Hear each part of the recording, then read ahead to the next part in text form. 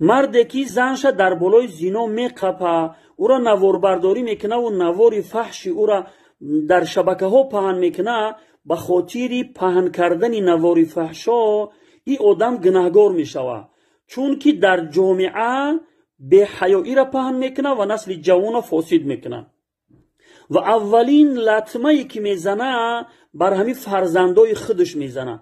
شما تصور کنید که فرزندای اینها وقتی کلان میشون و نوار فحش همین مادر خودشون در شبکه ها میبینن، برای این فرزندا چگونه یک لطمه بزرگ میشوه. اینها در جامعه در پیش دوستا و رفیقا و همسایه ها سری خودشون بلند کردن نمیتوانند دیگه.